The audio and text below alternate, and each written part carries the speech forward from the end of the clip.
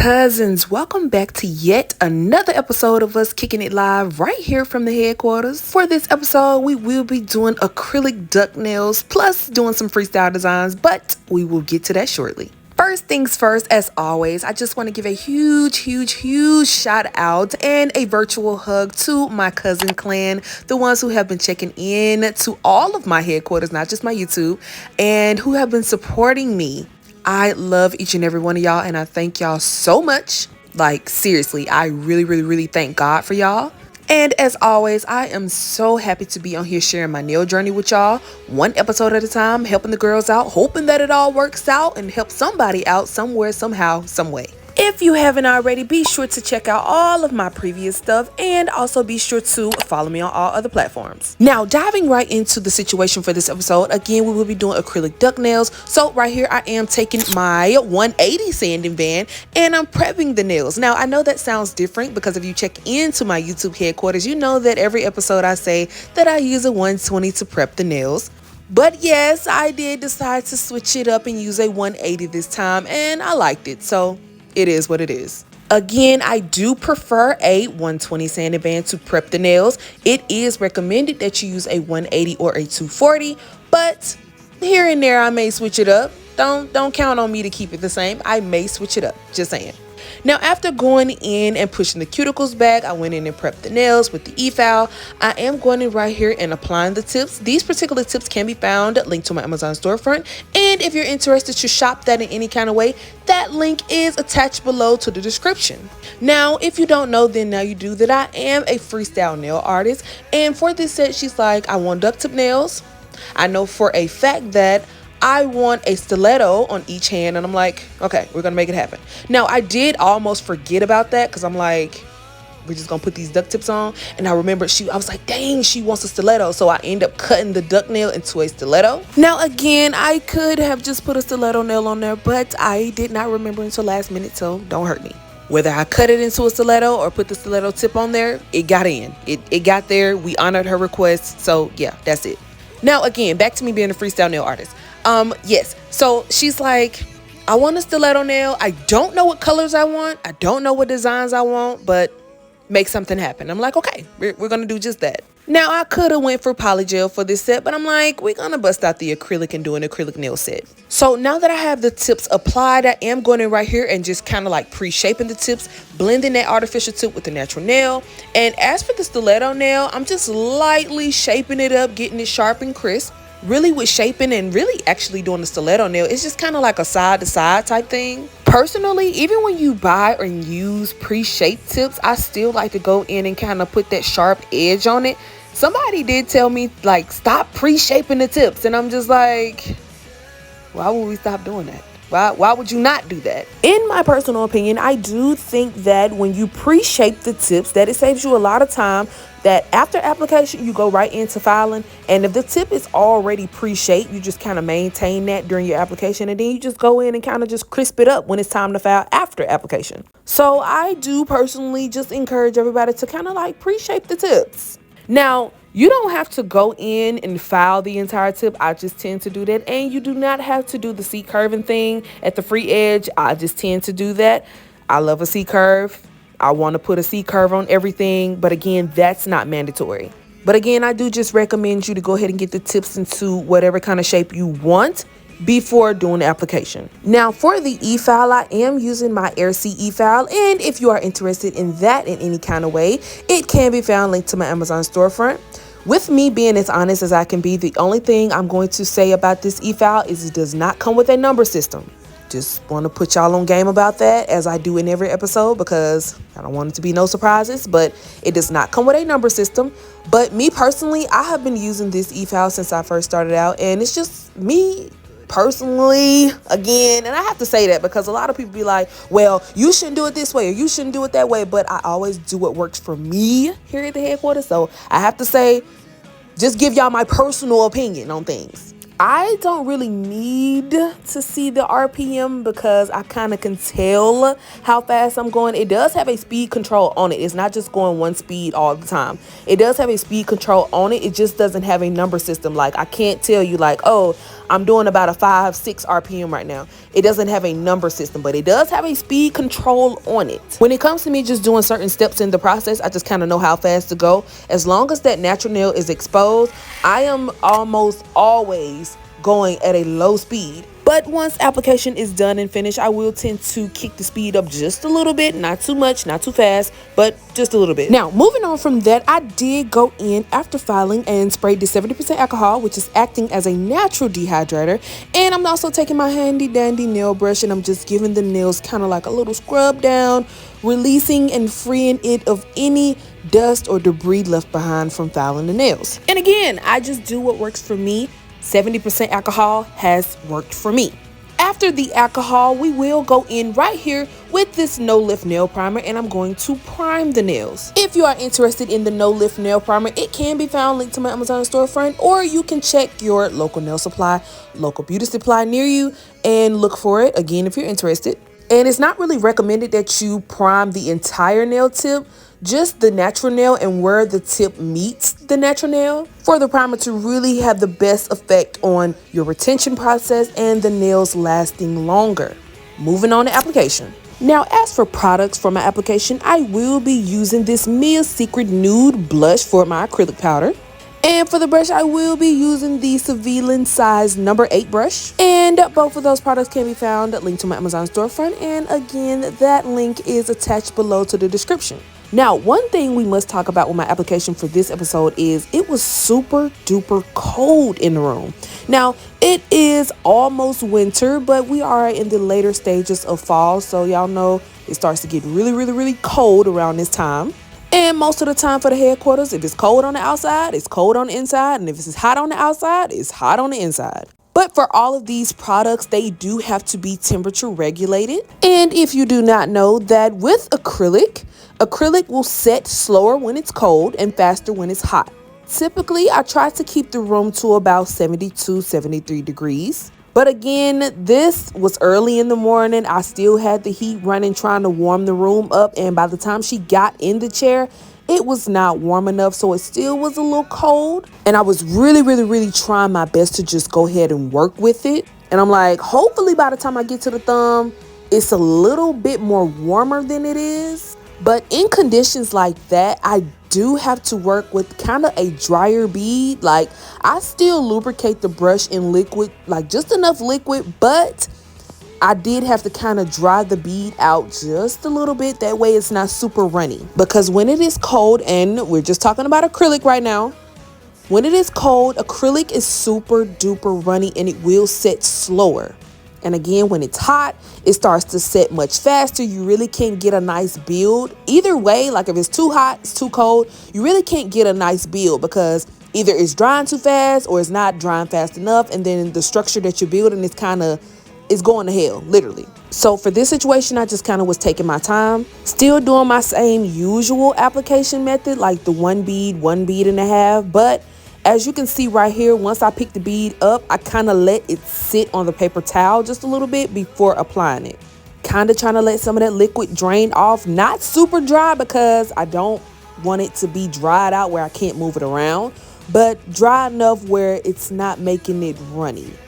And I'm like, you know what? For all of this, I'm going to start getting down to the headquarters 3 hours early. I try to get down there at least an hour and a half to at least 2 hours early before the start of my day, as far as like when people start coming in and showing up for appointments. But I may have to get down there with this kind of weather 4 to 3 hours early to make sure it is warm, because I'm like, by the time she get here, it'll be warm. It's gonna be warm. And it was borderline warm, but it still wasn't enough for my liquid. It was just like, I see what you're trying to do, but that ain't enough for me. So I was making it work, doing the best that I could, and I think I did a pretty good job. And really and truly, it's just all about doing education on products, learning how to work with the product and knowing what it takes to work with the product.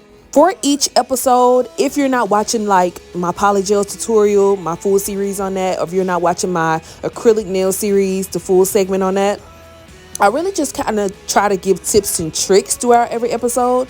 I won't go into too much detail like, okay, we're doing this, we're doing that. For each episode, I kind of just like go through and drop little gems like, hey, just in case you didn't know this, here's this. Just in case you didn't know that, here's that. I don't mind continuing to do the same routine and continuing to remind y'all about certain stuff, but for the most part, I just try to drop gems and do like tips and tricks, if that makes sense. So now that we finally have the application done, I did let it sit for additionally like 10 minutes after I got done with application officially versus just hopping right into filing, because I'm like, I want to make sure it has set all the way completely. But after that 10 minutes, we was good to go. It was solid, hard as a rock. I'm like, okay, cool. We ready to rock and roll. We can put a file to it without it still feeling gummy or being gummy or the structure coming out of place. If you have ever filed on acrylic that has not completely set yet, then you know exactly what I'm talking about. Now I am going in right here with my 100 by 180 hand file, and I'm just kind of filing the nails, crisping up the size a little bit. Then I'm going to go in immediately after that with my 240 sanding band and e-file, and I'm just going to do a tad bit more filing. Not too much because again, it was already done when we pre-shaped the tips, but it was a little cold in there, and the structure that I did call myself building, it was kind of falling a little flat because it wasn't staying put together due to it being cold. So I kind of have to go in and just get it together a little bit, but not too much. And for anyone that wants to know, yes, I do use a sanding band to seal the cuticles. And also, if you don't know, that sealing the cuticle does not start when you do the filing after application. Sealing a cuticle actually starts with you laying the product flat and flush to the natural nail. Now, of course, when you go in with your e-file and you kind of go around it and just add that extra lock to it, which is called sealing the cuticle with the e-file, of course, that does do justice, but it's also better when you lay that product flat and it's very flush to the natural nail. That does it even more justice. So yeah, going in right here with the e-file, continuing to crisp up that nail so we can gracefully move on to designs.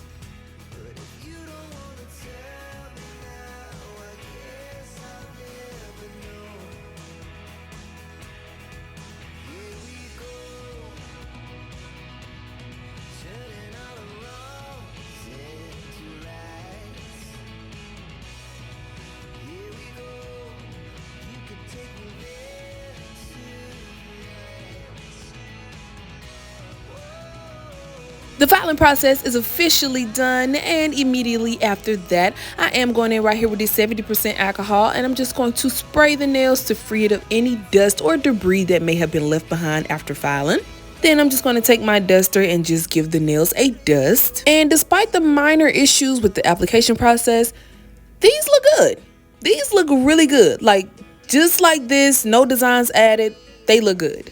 But we are going to officially and gracefully move on to the designing process. Now, something that I have been trying to do and get myself trained to do is applying base coat before I do designs. With applying base coat before doing designs, it helps that gel polish adhere better to the nail, and it also decreases the chances for the polish chipping in the long run.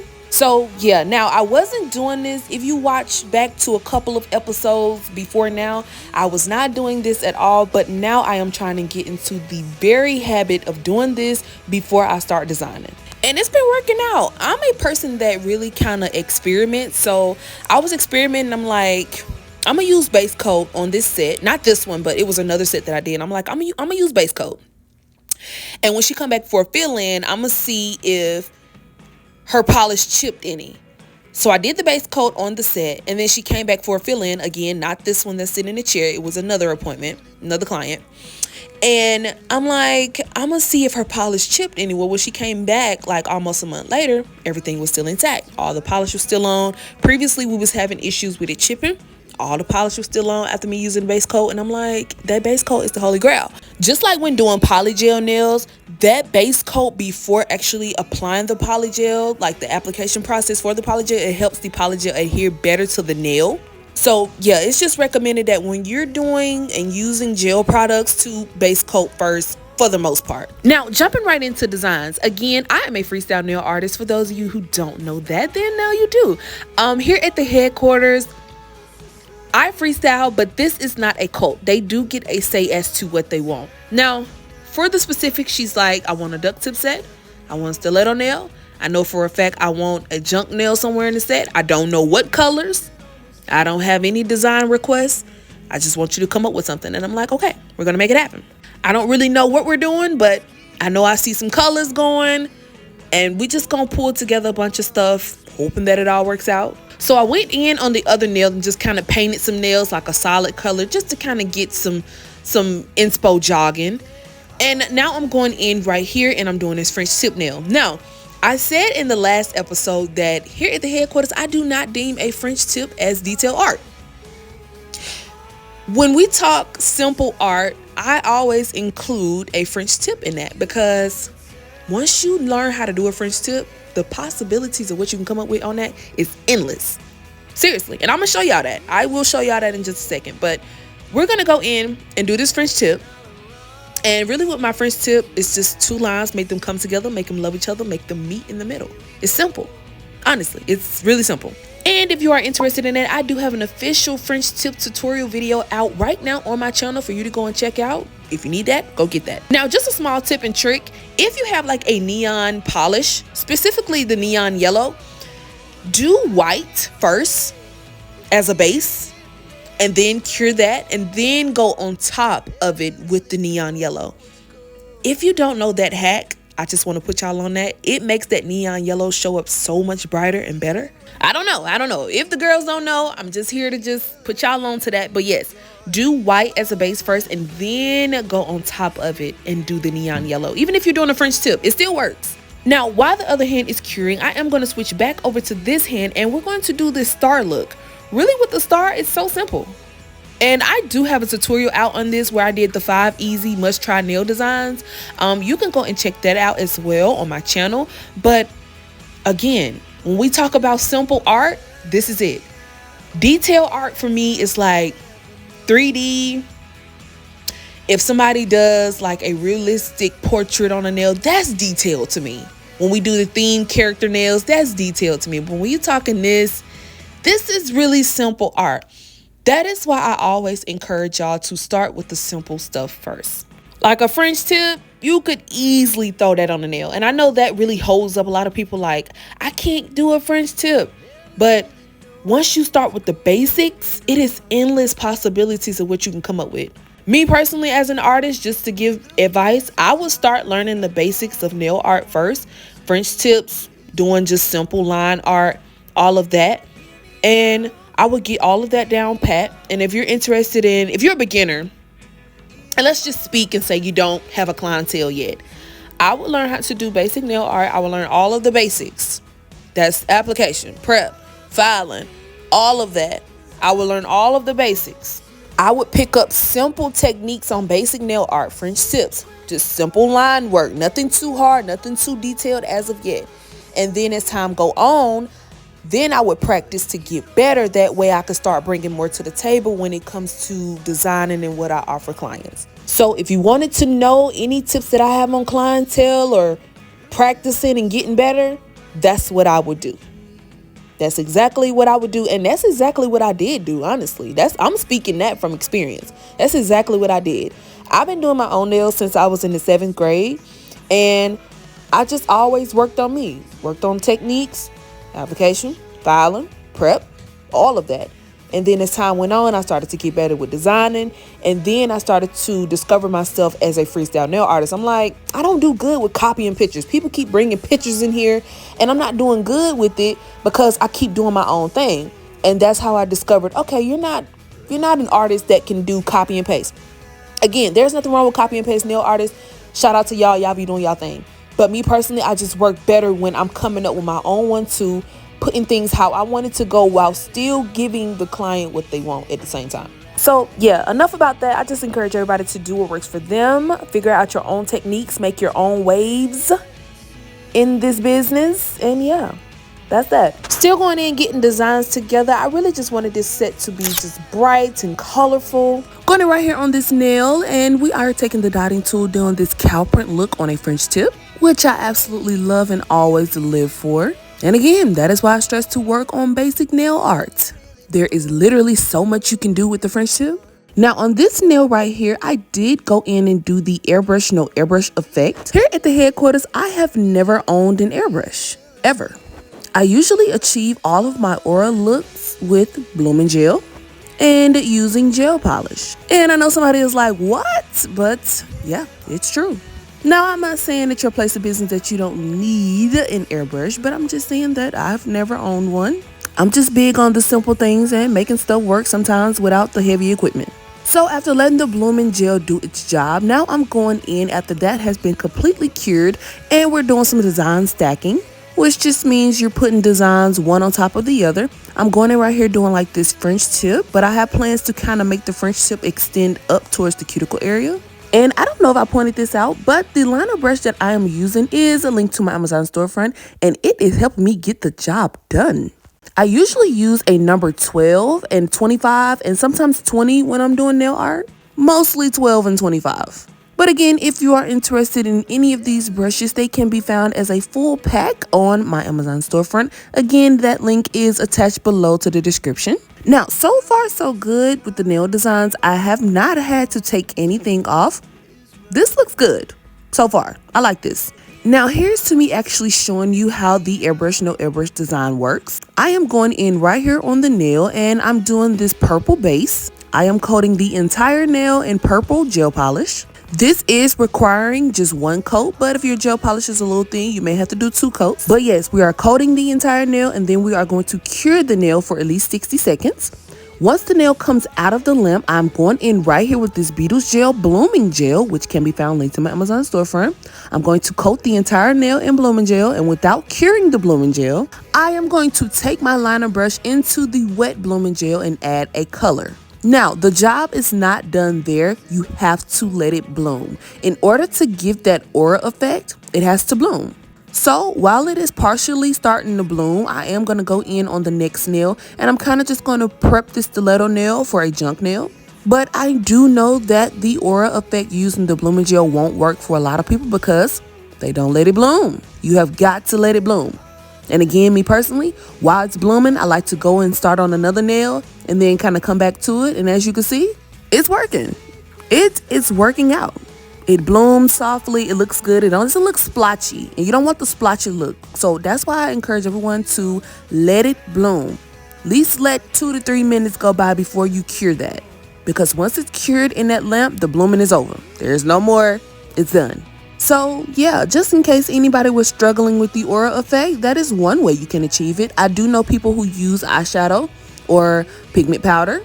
I've heard that works, but the blooming gel technique, there it is for you. Now, while the other hand is curing in the lamp, I am switching back over to this hand, and we are going to do the spiral design within the star. Now, this is such a tedious and tricky design, and it's like you have got to have the correct line weight.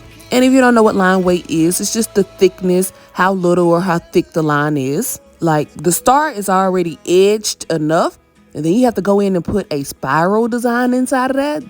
That's a lot, but I am here and I'm getting the job done. I'm always up for the challenge, so we making it work. I have done this design 100 times over, and of course, when you first start out doing something, it's a little bit more trickier than you're expecting, but once you get the hang of it and you keep practicing with it and practicing, you can literally probably do some of this stuff with your eyes closed. It gets easier, I promise. So that's why I encourage everyone to practice. Again, start out with the basic stuff and then work your way up into learning more advanced nail art and increasing your nail art portfolio. Putting that hand into the lamp and switching back over to this hand right here, we are going in doing this junk nail. Now, tips for doing a junk nail, just coming from the headquarters. We want to make it cute. We want to make it full, but we still want it to be a statement. Me personally with a junk nail, sometimes I may do like diamonds and little clay pieces, or I may do charms, clay pieces and diamonds just to kind of fill it in. Now, another hack that you can try out to really make it look fuller than what it is Go in before putting all the stuff on top of the nail as far as the charms and stuff.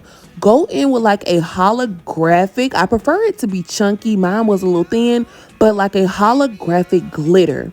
And then coat the nail. Now, if you're doing like a gold junk nail, do like a gold holographic glitter.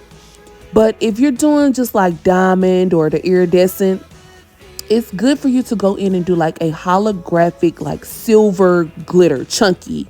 And once that is cured and you go in and start putting all the junk and the diamonds and all of that, filling it in, it will look way more filled in and fills in like all those gaps and stuff, the little stuff that you can't really get to. It will look way more filled in than you planned on.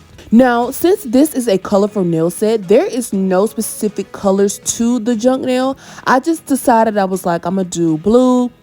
We're gonna do a blue eye, a blue little heart, a pink Hello Kitty diamond charm, and then I'm just gonna go in and add some diamonds around that. It was no real specific colors because again, this was a colorful set. But cousins, here is the entire finished product for the nail set. I absolutely love how these nails came out. Of course, we went in and did some other stuff off camera, but they look so good. Like the duck nails, the stiletto on each hand, the junk nail. And you can go in and tell, with me adding that holographic polish underneath the junk nail, it just looks way more like glitterified. It's shimmering. It looks good.